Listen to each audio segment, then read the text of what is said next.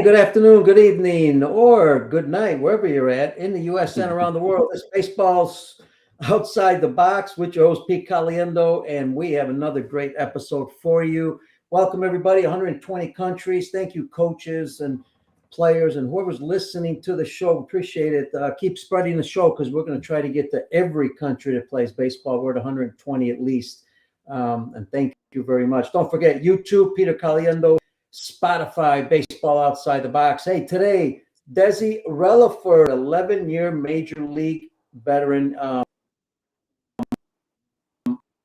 got a chance to work with Desi. Talk about that. Outstanding teacher. He also is now the hitting coach in the draft league. That's the MLB draft league. A lot of experience playing in the major leagues. I'm going to get into some things about his career and what got him into the major leagues. I think that's important for coaches and players to understand. So let's get started. Welcome a good friend, Desi Relaford. What's up, Des? How you doing, buddy?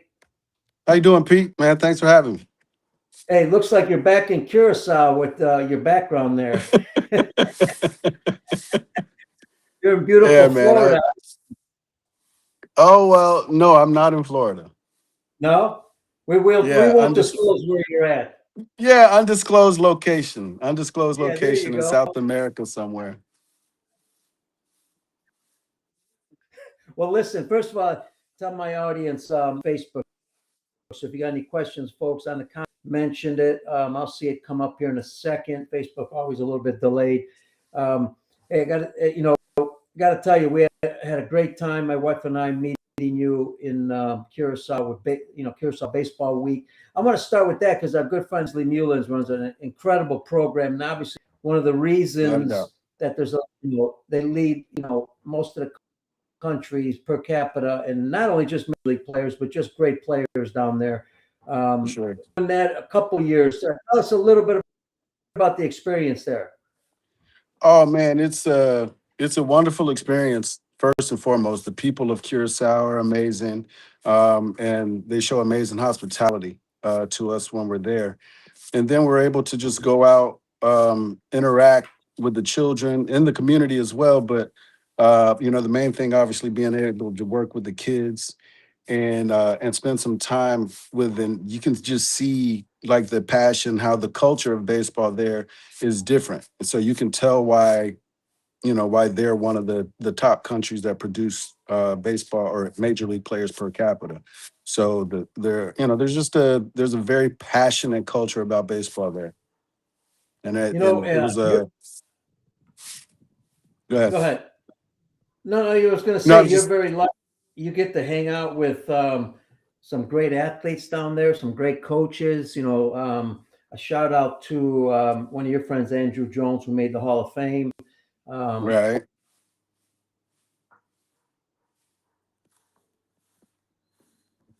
As you're hanging around these guys talking baseball, you're learning stuff from them. What are some of the things you might have picked up from some of the guys down there? I mean, think of the players that are down there. Unbelievable. Sure. I don't know. I think this past season, not this past season, but this past baseball week, we weren't able to just kind of talk ball a whole lot. Once we got to the park, we all kind of just split up and did our things with the different people. So we were more so just kind of imparting knowledge this go around as opposed to chopping it up and talking different philosophies. But now I remember you were with you were working together with shortstops, infielders. Me and Didi Gregorius were working together. What's the style like in teaching? Very similar? I think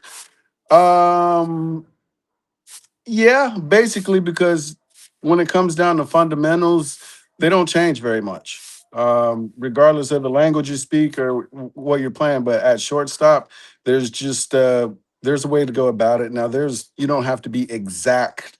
It doesn't have to be exact, but for the most part, the footwork, presentation of the hand, glove position, and all those things are going to be the same. So What differs in the style is maybe the types of drills that you use, or maybe the way you talk to the kids, or just how everybody differs personally, individually. What's when you start off with a young player, what's the foundation that you start off with when you're teaching them? Since we're talking about shortstop or infield play, what's the foundation? Because a lot of young kids struggle. They're obviously they're real young. They're going to be afraid of the ball a little bit. Their technique Sure. is not going to be there all the time. How do you start with them to get them to feel comfortable within their body? Well, yeah, I mean, I like to break down the movements into individual or into steps, whereas, like a lot of people do, you start off with the kid, you start him off on his knees, and then you're throwing him, whether it's ground ball, short hops or whatever. You start him on his knees. That way, you're eliminating the legs. You're putting him in an athletic position, but it's just eliminating the legs at this point and allow him to work on the hands, the glove position, keeping your hand down, and not having to focus on too many things at one time. So being able to break it down into steps, I think, is crucial for younger players. Some of the kids, the more athletic kids, they just kind of get it, but a lot don't. So being able to reach the kid on their on kind of where they're at, like some kids are more visual, some kids are more um some kids are you know they hear you, uh, so everybody learns in a different way. So better being a coach, you have to learn how to talk in different, I guess, languages, whether it's body language, whether it's just being more positive with some guys, or maybe another kid, you might have to kick him in the butt a little bit. You just you have to figure that out with each kid and each student. I noticed one of the things, it's interesting because you worked a lot on it. Seemed like rhythm and timing, obviously the footwork, that seems to be critical, especially the rhythm aspect. Sure, sure. Like being able to, I mean, you have to understand the timing and being able to get a jump on a ground ball. These balls are being hit hard. They're hard, and you have to be. That's where technique and having proper technique, regardless of where you are, there's certain things that you have to do uh, to be a solid, a defender, especially in the infield, and being ready, being athletic, um, and being in the right position is a big part of that. So one of the things that I see a lot of players don't do well, and I think you saw it. One of the drills that I did there was just making sure that everybody does their prep step and is on time. It's a lot of players know, everybody knows what the prep step is. It's, oh yeah, you can, the hop or the creep step, however you want to get in position at the point of contact, but not doing it at the right time is it's a really big difference in you being having average range and being an average defender and being plus. And obviously being plus means that you can go and play at higher levels. So the better you do the little things right, the better player you're going to be. So the technique, that prep step technique, to me is like, it's just so fundamental. I see guys at the big league level that don't do it right, and you can tell because there's balls they don't get to, or um yeah, their range is a little bit more limited, and that goes at all levels. So I think that's something really important in our And stressing. that prep step you're talking about, that's timing too. And I mean, if you're It's off all time with timing. that, yeah. It's timing, because every pitch has a different timing. Every pitcher has a different timing, right? One Hmm. pitch may be a fastball, one pitch may be a curveball, one pitch may be a changeup. All that it's slightly different in timing. So as an infielder and outfielder, you have to focus every pitch to make sure that you're on time, because as in a game at shortstop, you might get 11 ground balls. You could go a whole game and get none. But you have Yeah. to focus. You have to focus on every pitch like it's coming to you, and expect that. So there's a level of focus there that's very necessary. And when was there a time like like that you got ready at shortstop? Because sometimes they get ready a little too soon, and and you can't concentrate that long. Right. Is there a time that you just said, okay, now's the time to get ready because the pitcher's Well, getting ready, we started his wind up or whatever? right. Well, there's a rhythm to it. After the pitch, say the batter, takes a pitch or fouls it off or whatever. The ball's not hit. Boo. At that point, I get to kind of decompress for a second. I'm not focusing on the timing necessarily, but now I'm, just assessing the situation again. Okay, what's the situation? Was this guy late on that pitch? Was he early? I might have to reposition myself or, remind the outfielders of how many outs there are, whatever that is. Um, get on, relax a second. And now the pitcher's getting set. He's on the mound. And now, individually, everybody kind of has their timing point to where they kind of lock in. But for me, once that guy takes the mound and, he's getting the sign, getting ready to come set, I'm locked in at that point. Hey, the other part of all this, I think it's so important in all the skills. We talk about it in hitting a lot, and some coaches, they're a little scared to teach it because we don't understand it as well. Obviously, some experts, and an area that I think that is important. I want to ask you about this. Now, I noticed you had a strong arm, like 95 miles an hour, so one of the strongest arms in Major League Baseball. You probably have pretty good speed, also, so you can make up. You're the opposite of me because I had no speed and no arm. So I had to do a lot. I had to do a lot of things where to get to the ball. A lot of things that other people maybe weren't thinking about. One of the For sure. areas I want to ask you about is this: most major league players I saw study their vision is 2012 and better. I mean, it's incredible percentage. Big study was done on this. So the Right. visual aspect is so important because we talk about the timing, but if we can't see the ball, also, That how did you that concentrate? Did you look at like did you look at home plate or did you see the ball come out of the pitcher's hand and then track it? What was the area that you focused on? Because with your skills, even though you had the speed and the arm, you still want to get a good jump. So a well, you little bit have about what. right. Yeah, like that's where I was talking about with technique, and being on time, with your steps, your prep step, and watching the ball out of the hand into the hitting zone. And then as it gets to the zone, you're focused. You kind of, I guess, like a quarterback would kind of lead a receiver. I'm gonna look a Mhm. little bit ahead so that I can see this hitter as he's getting ready. I think he's everyone gets told because where to play. I don't know if guys are able to think on their own now. Like everyone has a Right. card or like an earpiece or whatever.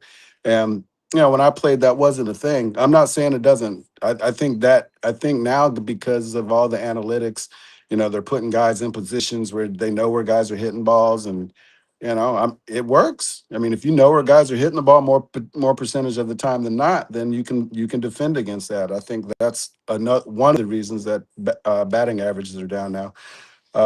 But yeah, having that technique, being able to watch a player, a hitter, whether he's opening up his front hips or is he late on the fastball, are his hands dropping, like being able to read a swing and understand what a guy can and can't do with a certain pitch. Like, and that's how you can eliminate certain things. Obviously, a pitcher that can throw the ball where he's supposed to helps out a lot, but being able to, if I know a guy with a long swing and we're busting him in with a fastball, he's probably not going to pull that ball, or if he does, he's not going to hit it well. So I'm going to shade him a little more up the middle, and things of that nature. Just being able to kind of naturally see the game and understanding swing paths, pitch counts, how actors or how batters, what they're thinking in certain counts. Back when I was playing, you getting hitters counts and 2-0, 3-1, 1-0, 0-0, and guys would be more apt to want to pull the ball. It's like, okay, I'm gonna try to juice something I can get and really, whatever. Um, but as the evolution of the game and evolution of hitters, and even when I play, guys are, it didn't matter. You get a pitch away, they could take you deep the opposite field or inside or whatever. Didn't matter. But I think just being able to read swings and focus, pay attention to the game. And I actually I took offense to an infield coach telling me where to go.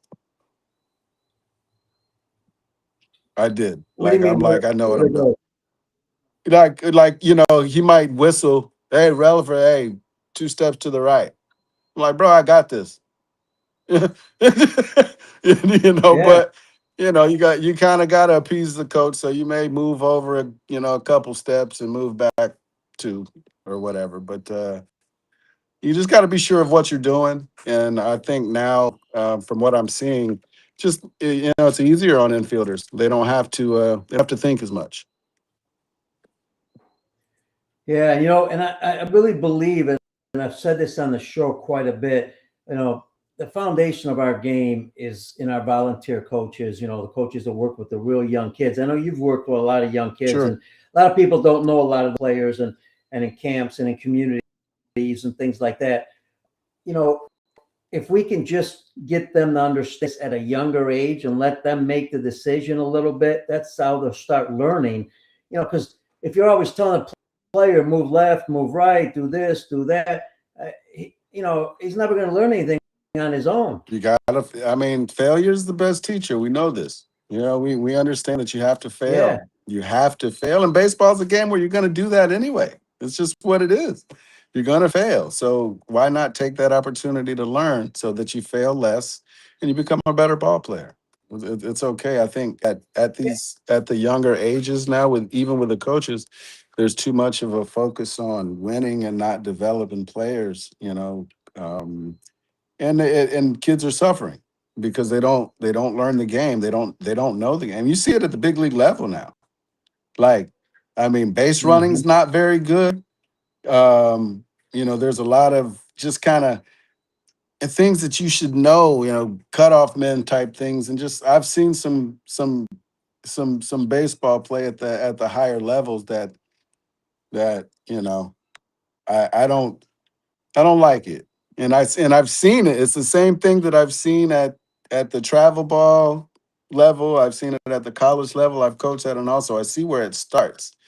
And so it just kind of stays with the game. So both of us have been to Latin America a lot, okay, and I'm not saying Latin America is the only ones that know how to play the game, but what's interesting is when you watch Latin players, they're more creative in the game. Why? Because when they were young, they're playing out in the streets like we used to do. I mean, I used to be out with my buddies. I didn't have any coaches. I went out and played on our own, and we had our own instincts, made our own decisions, to the extra base, learned for from sure, that. And I'll yeah, give you two quick examples. In the World Baseball Classic, I'm watching Guerrero and Tatis. Those slides in the home plate. Creative right, slides. Nobody told them that. Nobody right. told them to do that. That wasn't practiced in spring training. No, that's instinct and natural.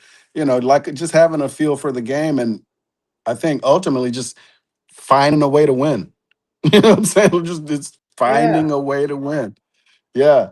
It's yeah, that brand of baseball is a super fun brand of baseball. And you obviously can see the passion, with Latinos. It's their actual culture. Like we say, like in America, that it's America's pastime, but and it may be, but not like it is there. Yeah. I it's no, not I it's not agree. the I same. agree. The Yeah, it's passion, not and the same. and you still see the kids playing stickball, and just figuring Sure. out, Yeah, and that's hey, what that's a big part of that. I think that's a big part of why kids are how they are now because they don't play, pickup games where they settle. We were our own umpires. If we had to, duke it out over an out or safe call, that happened too. And it didn't happen often, but it was like okay, we figured out. We learned how to play the game without having being told anything from an adult. Just go play the game and figure some stuff out.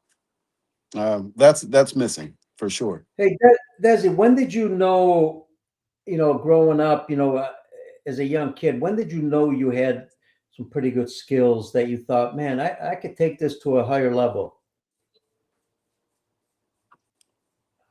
Um, I guess I growing up, I even though I was a smaller kid, I had an older brother who was 7 years older than me. So he whooped me and like he put me, he made me kind of great.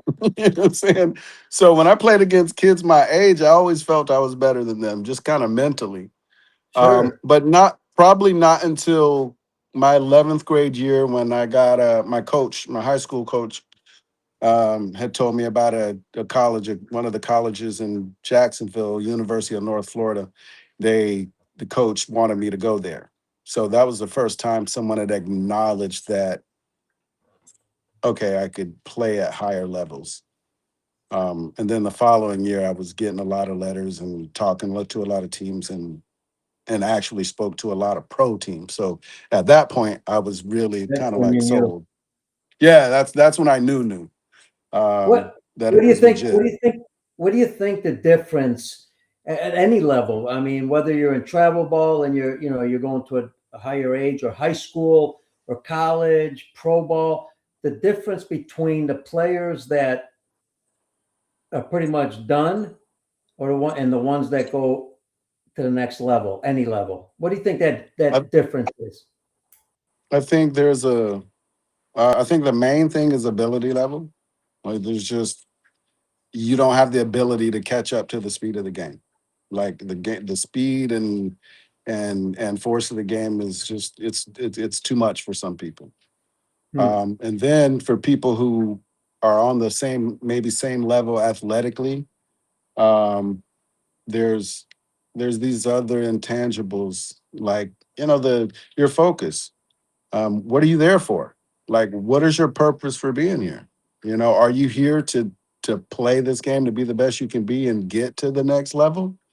Or is it just something you're just doing? Or you think it's a way to get girls, or whatever.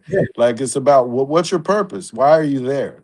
And then the big thing is discipline and putting in the work. There's like you just doing what other guys won't do, whether that's, staying in, you know, when you know you should be and not being out all times of hours a night, or, getting that workout in even when you don't feel like it, getting that cage session in or that bullpen, that throwing even when you don't feel like it, because you know that you need it and that it's going to get you where you need to be.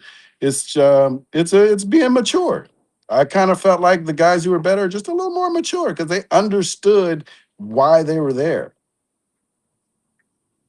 And Hey, some guys weren't necessarily mature, but their skill set just was that amazing, to where it allowed them to mature a little later. Myself, I yes. had to be a little more mature because, being a smaller guy, not a big power threat, this or that. I mean, major league skills, but coming out of high school, I was 5'6", 155. I wouldn't even get a look these days. Wow. But And so yet, yeah, no, so you were able to you played high school baseball right away. what's that? You played high school baseball right. You made the team right away the first year. Yeah, yeah, yeah. I was like I said, I was small, but I was, I didn't know it necessarily. What was there somebody in your life um, that has been influential when it comes to whether your playing times or your coaching abilities? That sometimes we have several people obviously we learn from, but was somebody that really influenced you maybe to get into coaching or helped you with as a player more? Well, I mean, I've had a few people. I think the first was my brother, my big brother, Yeah, he who pushed you. he pushed me, and he was a great athlete in himself, and he played some minor league ball with the Braves. He got drafted. Um, so yeah, that's who I had to contend with growing up, and I learned a lot from him. My father, from a more mental side of the game. And then I had some coaches, coming up in the minor leagues, that really vouched for me, like Mark Hill. He like this guy fought for me coming out. like I was just out of high school. I told you how you know what my size was coming out of high school. That's In the amazing. following year, yeah, coming out of the next spring training, I go to spring training, and this guy, I was playing with the A ball team, like the high A ball team in spring training, and this guy was like, I gotta have him. They're like, Booter, he's 18. He's just not ready. He's like, I gotta have him. I have to have him. And he fought for me, and he took me there. I was the youngest guy in the league, and he taught me a lot about maturation and actually like caring about players. Like, so that's something that I like to take in the aspect of coaching, is really kind of taking care of guys. Like, there was times where I felt like, even though my dad was there all the time, I grew up with my pops, great dad, like, in baseball, there's just a different when you got a coach who's there, who's seeing the struggle, who's seeing you go through your worst ever time playing baseball, and can still have your back and not be like, hey man, maybe I made a mistake. Let's get this kid out of here. Like, he stuck with me. And it was so I learned a lot from that. Really thankful for that. But yeah, I mean, I could probably go on and if I was thinking about more people, but it's definitely a village. Um, uh, that kind of brings you along at different aspects. I guess when you're at a certain level, the right coach or the right person just kind of comes along, and yeah. So I've been fortunate Yeah, in that regard. and as you went from high school, and then you got drafted, or was there Yeah, I somewhere else got. that you went? Yeah, I was a fourth round draft pick out of high school.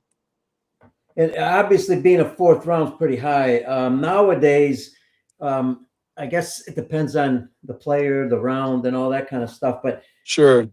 sometimes you recommend, it's hard to recommend, always to sign right away. People want to, but sometimes it's good to go to college too. I think, yeah, I think it depends on the player. It really depends on the player. Like I mentioned earlier, the maturity level. Um, um, my folks they didn't fret too much about me signing at 17 and going off and living on my own because I was mature. I was pretty mature. That's I mean, I'm good. silly. I'm silly. You know what I'm saying? I like to have fun, but I get things done, and I've always kind of been that way. So when a kid is physically mature, kind of mentally mature, they give you some time. They'll give you time in the minor leagues. Not as much now because the money's so important, but they give you some time to develop and figure out who you were and become the best player you could be. But the difference is there's just guys that um, would be suited better to go to college. Like, maybe you're not ready to see the best of the best every single day right now. Maybe you weren't physically. Maybe you needed another year or two to mature physically, or what have you. And whatever facet of the game it was that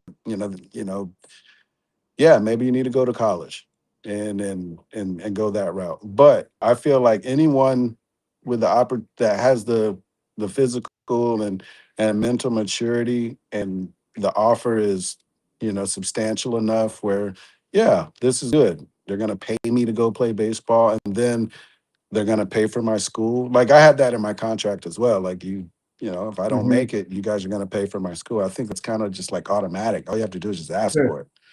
Yeah. So that just makes all the sense in the world. Go take advantage of your athleticism and youth. Um, if you're mentally, ready to go out and go through that grind, because it's a grind. I mean, playing 144 games in the minors, 162 games in the big leagues against the best players every day, like, oof, it's tough. It's tough. Hey, So where were where were you when you first got called up, and then all of a sudden and then what was it like when you got to the big league team?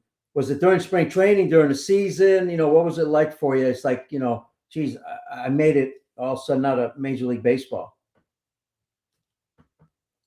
I think we lost Desi here for a second. okay, No, he's back. Did you hear the question?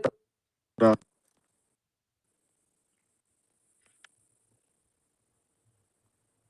Can you hear me? Yeah, I got you. Can you hear me? I don't know why I can't hear you. Hold on, man. We're having some kind of Audio difficulties. Let's see what's difficulty going on. going to happen. I'm looking here on Facebook. Go ahead. I am on Facebook, folks. Sometimes Facebook is behind. We're live on Facebook in case you have any questions for Desi. Where you at here? Let me see. Here we are going live again.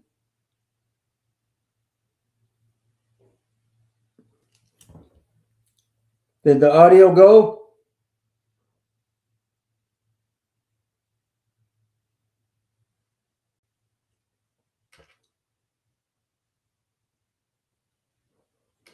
Sorry for the break, folks. Pete Caliendo, baseball outside the box. We're having some audio difficulties with Desi Rutherford, former major league player. What a career! 11 years in the big leagues. He hit 40 home runs. Played for 7 teams. And get this, he's multiple positions. He played every position in the big leagues. Talk about athletic, great arm. Um, every position in the big leagues, but looks like catcher and first base. He also pitched an inning, a shutout inning. You can hear me, right? Good. I can't hear Desi. His audio went down. We may have to reshoot this. Let me see if I can help with the audio. He'll see if he can come back. But what a career, huh? Talk about now he's going to be the hitting coach with Major League Baseball Draft League. Desi's going to join us back here in a second, coming back into the studio. Yeah, he's going to be the hitting coach. I got you back. Can you hear me? I can. Can you hear me? Yeah, we got it. Hey, what I was Okay. just telling the folks, I was telling the folks a little bit about your background. I mean, I think you heard me. Debuted in 1996. You got 40 home runs, played for 7 teams, multiple positions. You played like all the positions except catcher and first base, but pitched also. Actually, pitched a shutout 1 inning in the big leagues. Hey, Yeah. the question was this before we get into the details of all the positions you played in.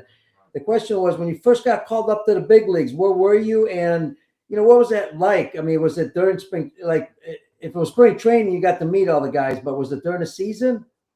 It was during the season, and it was pretty weird.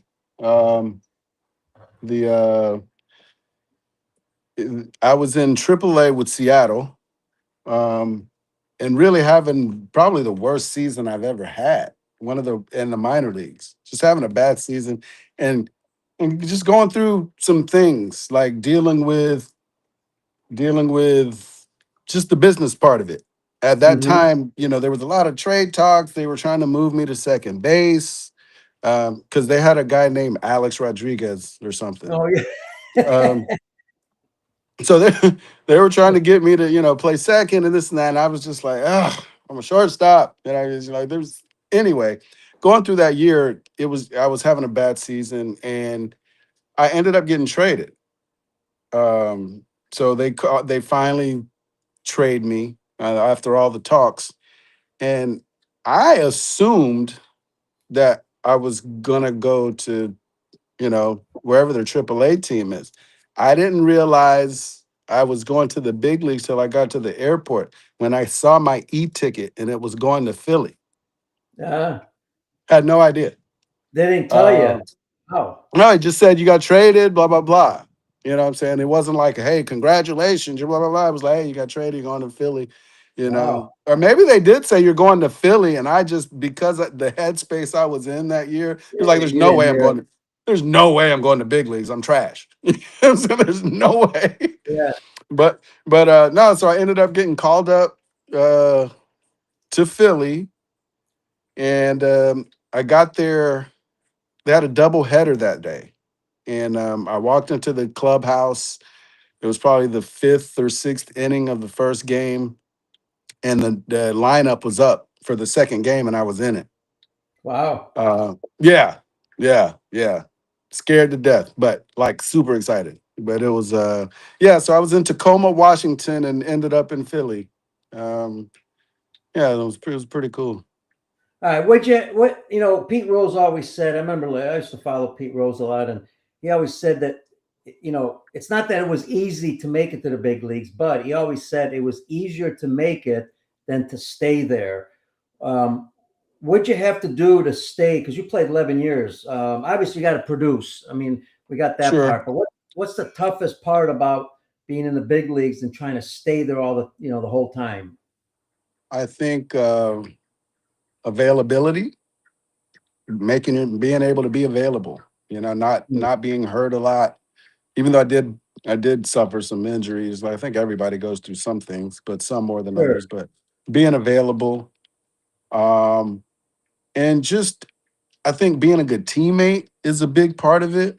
Mm, Like just being a good guy. Like if there's a toss up between two guys or even, they're even on the field. One guy's a good guy, one guy's a jerk. A good guy's gonna win out there. yeah. And then also my ability to move around and Mhm. and play different positions. I think that definitely uh, kept me around a little bit longer. So, um, being a good teammate, having the ability to play different positions, like you said, produce when given the opportunity to play. Um, yeah, and like it goes back to being a pro, like learning what it takes for you every day to go out and perform your best. You have to figure out what that is for you. You got to figure out, whether, what I'm eating right, how many times I work out during the week, um, how many swings I need to take before or after a game or whatever it is. You got to figure out what it is to prepare yourself um, for that daily battle. Yeah, it's interesting. I was thinking about this. You and I have similar. Can you hear me? You and I have Yeah, similar things, in common, and I'll tell you what they are. One, I think talking to you in Curacao and also now, um, some of our coaching philosophy is very similar. And the other part is, as I mentioned, I had no skills. You had a lot of skills. But you know what? Having no skills or lack of skills, I was able to play college baseball. And one of the reasons I was able to play college baseball goes a back lot. to some of the coaches that Yeah. I had, because they stressed, and I don't think we stress it enough with young players nowadays. They stressed fundamentals. In other words, learn how to throw properly, learn how to feel properly, learn to do the Sure. basics well. And because of that, I played almost every position in college except obviously catcher and pitcher. But I played every other position. Why? Because I feel I could at least have the basics down. That kept me in college baseball. I should have never been playing college baseball. So my point is this: I know at the major league level, it's a faster game. I get that part, and but you see a Japanese player, he can make an adjustment position wise faster, changing positions than sometimes an American player. I hear, oh, the American player's got to spend time in spring training working at it. But you know what? You went from short to second to third to outfield to all kinds of positions. Tell us, why were you able to do that? I think because I valued being a baseball player, not just being a shortstop. Like I did value being a shortstop. I understood that, hey, that's generally where one of the best players on the team plays. I understood that, but I love baseball. I like outfielders diving. I like watching. I like diving for a ball in the outfield. I like coming up and hosing somebody at home plate or second base. That's fun. Like all of that is fun. But it goes back to, and I think I was probably taught this at a younger age from my brother and other coaches, that your ability, basically, that's availability once again. Oh, shoot, we need a shortstop or we need a second baseman. This guy's down or this guy's hurt. Oh, I play second. Hey, we need a left fielder. Yeah, Me too. I do that. raise your Yeah, hand. I do all that. I can do it all. So I think um, it's just a matter of allowing kids nowadays to just go play all the positions. Like I was saying earlier, these coaches are so focused on winning. They're not going to take their best guy off a shortstop. They're going to let him play shortstop all the time. He's Mhm. going to pitch, hit third, and play short. Yep. Whereas when I was coaching my kids growing up and the teams that I was coaching, kids played everywhere until they proved that they couldn't. That like that's not the place you need to be. You're either going to get hurt or, you know what I'm saying. We're going to practice more on in practice and get you up to level if that's something you want to do. But that didn't come till a later age, like where you kind of got to figure out what it is you do, unless you're just a stud that can play everywhere. But yeah, development and allowing kids to go out and play shortstop and second base. Like you see, and sometimes you just got to do it to show them and their parents that you're not a shortstop. You know, kid runs a 7.5, got no hands, no feet, says he wants to play short. Okay, go out there.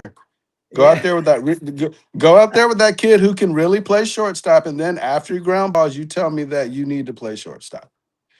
So like, yeah, but at least now you know what you have to work on and the level you need to be at to get there. You have to give the kids the opportunity to go out and fail or succeed.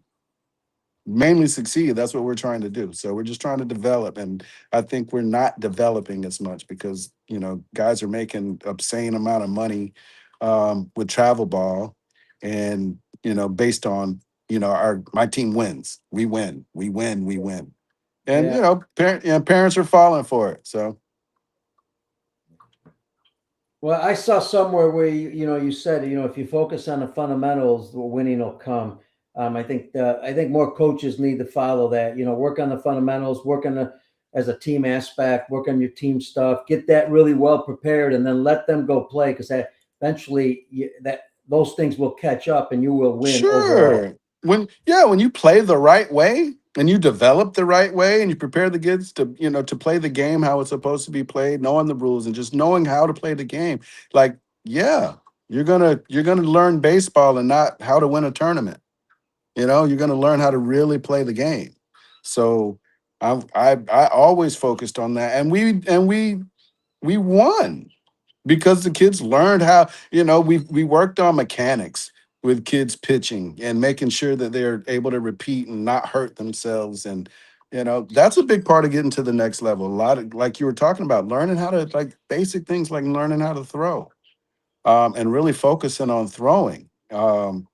Because if you don't do it right, you can hurt yourself really Yeah. easy, really easy. So I was a big stickler on that. I still am, even like now. Just like a lot of times, I can't even just watch and play catch because these kids like they don't take it serious. Right, right. No, you're right. And if you can't throw and catch, how are you going to play the game? You can't, not well, not Right. consistent, not consistently. So yeah, yeah, like the fundamentals are. I mean, as with anything, you have to have a foundation. You have to have building blocks that are in place. And that's going to allow you to build on your game. If you don't have good foundation, you can't build on your game. You can't grow your game, make it better. Yeah, and I gotta believe when it comes to statistics and all that stuff, we all used it. I think, and I don't want to go back on this, but we all used it, and it's great. But also with fundamentals, we're not teaching it enough. So in aspect, what happens is, it's funny because the kid's not fundamentally strong, so now he makes a couple mistakes, right? Then like me, he doesn't know how to deal with that failure aspect. Well, the failure Right. came from the training because you didn't work well enough on your fundamentals. This is what I wanted to ask you about. How do at your level, failure, is going to happen at the highest level, but you got to reduce it a lot, or you're not going to be at that level. What did you do to, maybe advice for kids and coaches? Because I think there's two things that are under taught: vision, and we talked about that, and I For understand why, sure. because it's not that easy, right? It takes an expert to understand the visions. You really got to study it, but Right. also the mental aspect. We don't teach that. I mean, if I fail Huge. and I work out 4 times, how do I deal with that in my mind? What did you do to recuperate from that, or what were you taught? What I did and what I was taught was two different things. I cried and called my dad a bunch of times in the A ball when I was in the minor leagues coming up. Well, I understand that. Like it was no, it was because I'd never been so bad. I was always good. I was Yes, and always good. that's even worse is when you're really good early on, and then you haven't dealt with the failure. That's even harder. Right. So and it's about perspective as well. Like I was young, and so and you know immature from a mental strength perspective because I'm a perfectionist kind of by nature. Just kind of see things. It's not the right game for that guy. Mm, Like baseball is not it's not made for perfectionists. Like you're never gonna win on yeah, that one. exactly. Um, Wow. it's a it's cool to strive for, right? I'm working in practice and I'm trying to do things perfectly. That's the goal. But understanding that you're not perfect I had to really learn that, and it was tough. It was a tough thing for me to do. Um, like I think that's what kept me out of the. I probably should have gotten to the league sooner Mm. if I could deal with failure better sooner. It was hard. Like it was just really tough for me. So learning, kind of like de-stressing, kind of breathing type techniques and reading The Mental Game of Baseball and other books. And just talking to players, talking to other guys about how they dealt with it because it was really tough for me. Like it was really tough for me to um yeah, it was tough for me to deal with failure. So once you get that mental strength about you, the game at that point, I won't say it was easy, but since that was the hardest part for me, the game was much easier once I was able to, control my mentals. Hey, Desi, this is an interesting one. When you were in high school as a freshman, did you play on varsity? I did not. The way our school was set up, the school was a middle school and high school together. So it was seventh grade through 12th grade. So seventh, eighth, and ninth was considered junior high, and Ah, then 10th through 12th was high school. So no, gotcha. I wouldn't have played anyway. When I got there in 10th grade, I didn't even play. I think I got 3 at bats as a 10th grader, and I don't think it really had anything to do with me. We had really good shortstops in my school. The guy who played before me, his name was Keith Johns. He ended up going to Ole Miss and then playing in the big leagues with the Cardinals. Um, yeah, so we were known. Our school had put out a few shortstops drafted. And I ask that only because, for young parents out there, I see this a lot at the younger levels. I'm sure you've seen it. We got a 12-year-old who's just dominating, I mean, just, whatever. Fundamentally, he's good, strength wise, that, and yet we want to protect them, right? Instead of bringing Uh-huh. them up a level and challenge them Yeah, a little bit, yeah. let them see some Let them failure, let right? them play against 15-year-olds. Let them play Yeah. against 14-year-olds. Like especially, I mean, I don't like. God, I hate when I see that. Like, and they're just just letting the guy be a big fish in a little pond. Like, dude, you're like a grown man. You're supposed to dominate these kids. Like, go compete. Um, and I understand it from maybe from a mental standpoint. Like, um, like when I was 12, because I was young, I have like a late birthday. So when I was 12, I could still play Little League on the 60-foot 6-inch bases, but I was in middle school playing on the big field at Yeah. 7. So I played on the big field for school, and then like going to play Little League it was just really fun. You know what I'm saying? Just you kind of feel like you're dominating because the field is so small and everybody doesn't seem to be as good. But either way, from a mental standpoint, I think that helped me. But also having to play up even before then, playing against older players and older kids. I think it's really, really, really crucial for development. Yeah, you know what? In the old days, and I went to baseball school. I was 15. I'm playing with 18-year-olds, 19-year-olds. We were just forced to do that because that's just the way it was. Back Right. then, ages didn't matter. Now it's like if you're 15, you play 15U. If you're 14, Yeah, 14, you're stuck in yeah, that age. It's like, yeah. I guess times are changing, but I just see the development phase of that going in the wrong direction in a lot of ways, along with the fundamentals. Sure. Like I told you, I grew up with my brother. He's 7 years older than me. So, and I have a bunch of cousins and that are a lot older than me. So, if I wanted to play, I had to be good for one.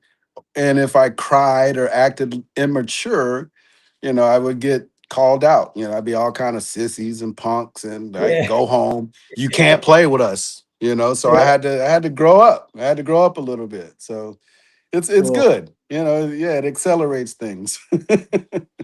That's awesome. Hey, listen, we're going to finish with this. Now, this could be a whole topic, but I want to finish with this because you're going to be the hitting coach now for the team in the MLB Draft League. Right.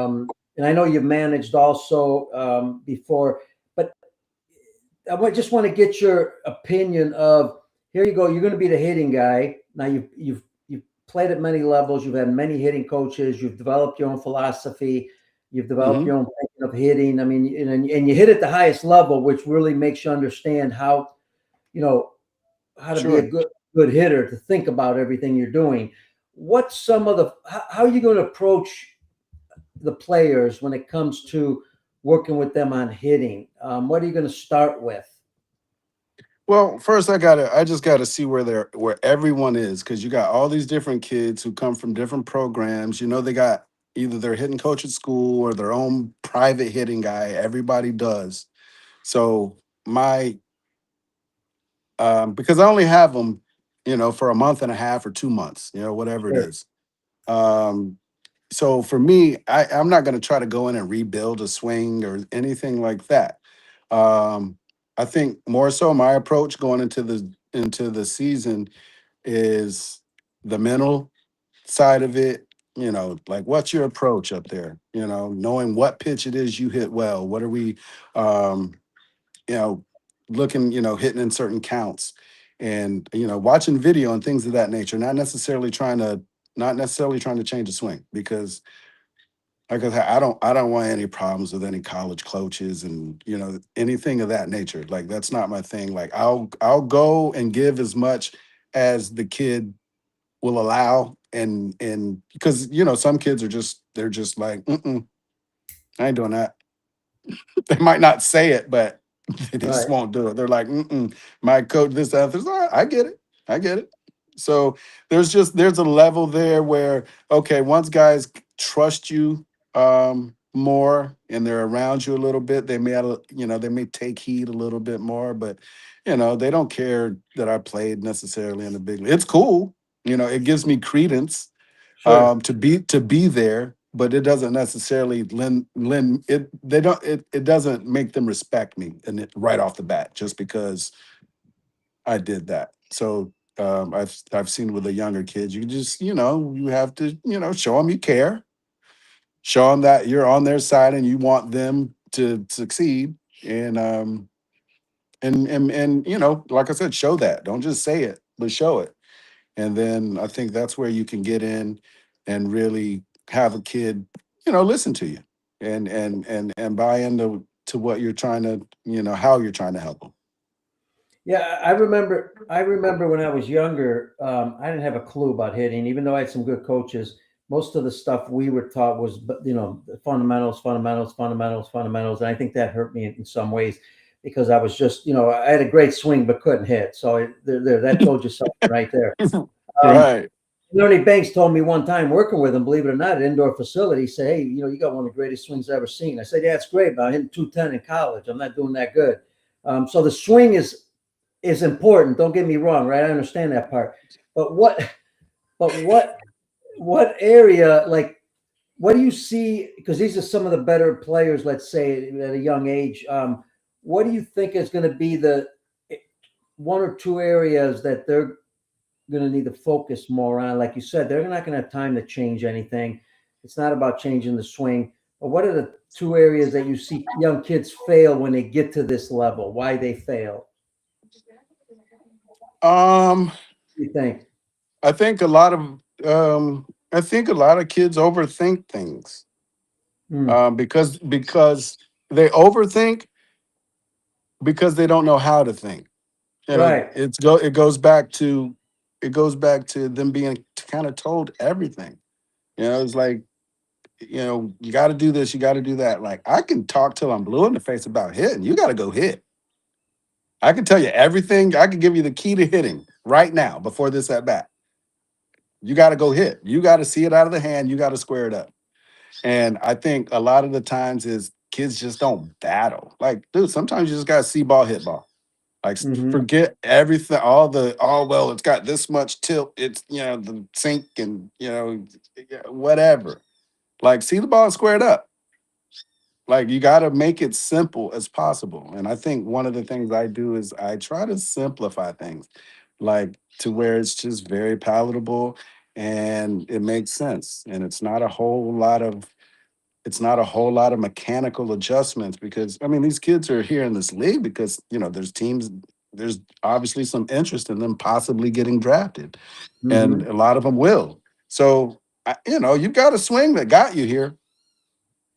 You know, your swing works to some degree, to at least for some people that to you know, to think about giving you money for it. So I'm gonna let that swing work unless it's just something glaring, and then we Good. can make small adjustments here and there, but no overhaul. Just trying to get kids to get in there and, you know, possibly get in the pitcher's mind a little bit. Look at what the pitcher's doing. Look at what the pitcher's capable of doing.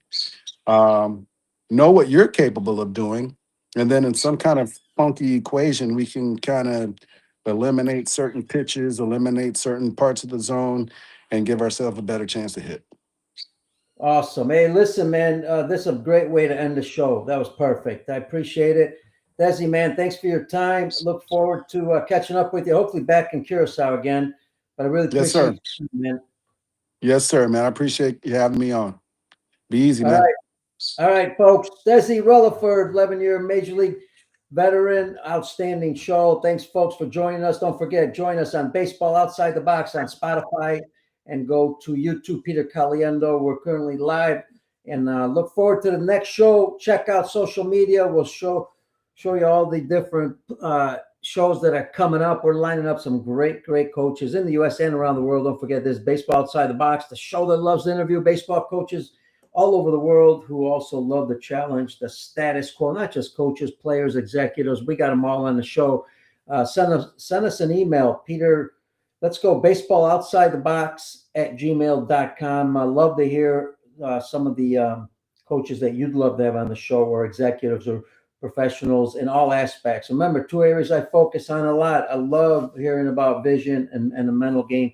So the more people we get on the show that understand that really well, really helps coaches, because I think that's an area that's lacking in the coaching industry, is really focusing more on the mental aspect of the game, the failure aspect, how to recuperate from that, and also the visual part. All right, folks, have a great day.